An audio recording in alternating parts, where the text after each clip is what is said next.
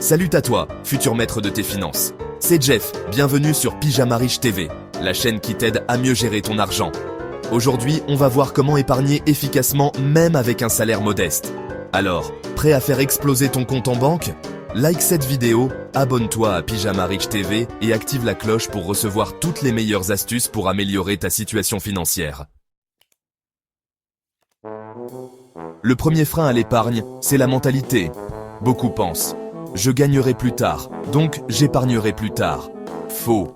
L'épargne, c'est une habitude, pas un montant.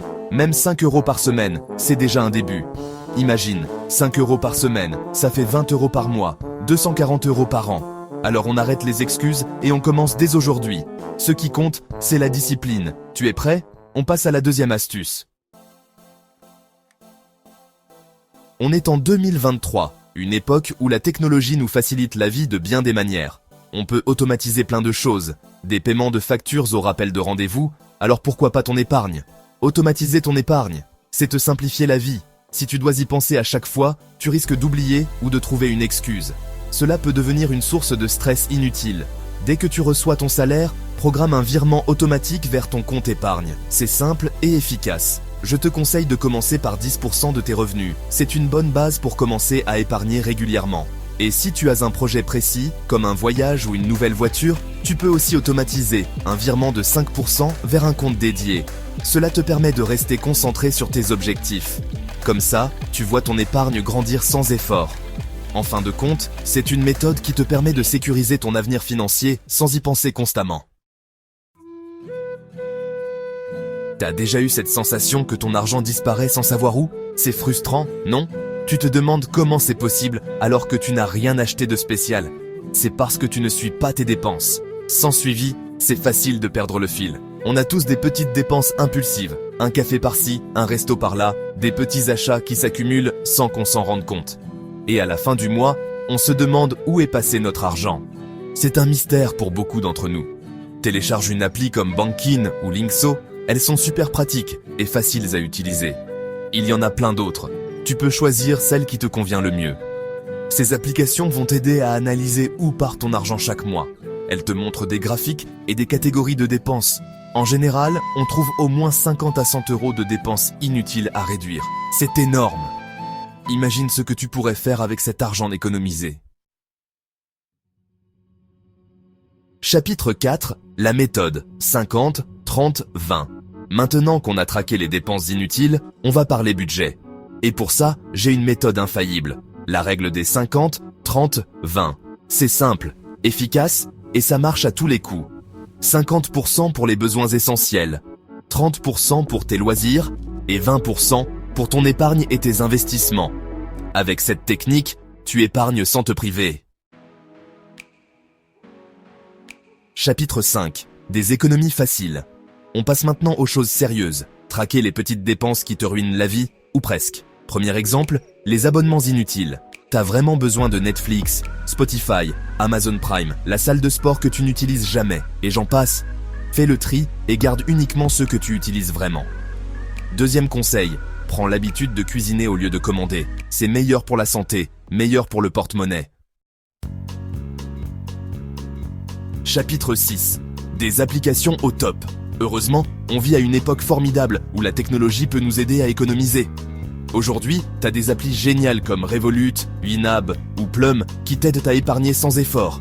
Certaines arrondissent même tes achats et mettent la différence sur un compte épargne. Par exemple, tu achètes un café 2,20 €, l'application arrondit à 3 € et met les 80 centimes dans ton épargne. C'est une façon géniale d'épargner sans même s'en rendre compte. Chapitre 7. Réfléchir avant d'acheter. Avant de passer à la caisse, que ce soit en ligne ou en magasin, prends le temps de te poser les bonnes questions. Premièrement, en ai-je vraiment besoin? Deuxièmement, est-ce que je peux le trouver moins cher ailleurs? Troisièmement, est-ce que cet achat m'aide à atteindre mes objectifs? Si la réponse est non à au moins une de ces questions, repose cet objet et garde ton argent.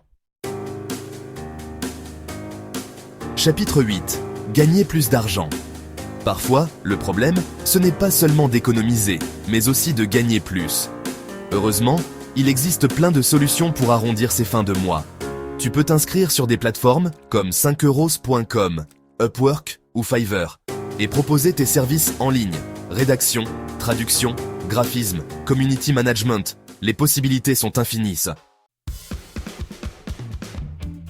Chapitre 9. Investir son argent. Garder son argent sur un compte, c'est bien, mais le faire travailler, c'est encore mieux. L'inflation, tu connais ? L'argent que tu gardes sur ton compte perd de sa valeur chaque année à cause de l'inflation. La solution ? Investir. Renseigne-toi sur les ETF, l'immobilier fractionné ou même les livrets à rendement intéressant. 1 euro bien investi aujourd'hui peut valoir 10 demain. Chapitre 10. L'épargne psychologique. Voici un dernier truc puissant pour booster ton épargne. L'épargne psychologique. L'idée est simple, tu vas diviser ton épargne en plusieurs comptes avec des objectifs précis.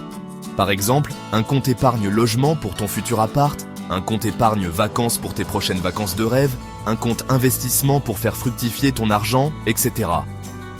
L'avantage de cette méthode, c'est que tu visualises concrètement tes objectifs d'épargne. Et quand ton épargne est associée à un objectif précis, tu es moins tenté de la toucher. Voilà, tu as maintenant toutes les clés en main pour épargner efficacement, même avec un salaire modeste. En suivant ces conseils, tu pourras voir une réelle différence dans tes finances. Si tu appliques ces 10 astuces, je te garantis que ton épargne va exploser. Imagine tout ce que tu pourras accomplir avec une épargne solide. Tout commence avec une bonne habitude et une discipline. Chaque petit geste compte et contribue à ton succès financier. Alors, dis-moi en commentaire, quelle astuce tu vas tester en premier ? J'ai hâte de lire tes réponses et de voir comment tu progresses. Partage tes objectifs d'épargne avec la communauté Pyjama Rich TV. Ensemble, nous pouvons nous motiver et atteindre nos buts financiers. Et n'oublie pas de liker cette vidéo et de t'abonner à Pyjama Rich TV pour encore plus de conseils pour faire grandir ton argent. Chaque semaine, de nouveaux conseils et astuces t'attendent. À très vite pour une nouvelle vidéo. Merci de faire partie de notre communauté et à bientôt pour plus de conseils financiers.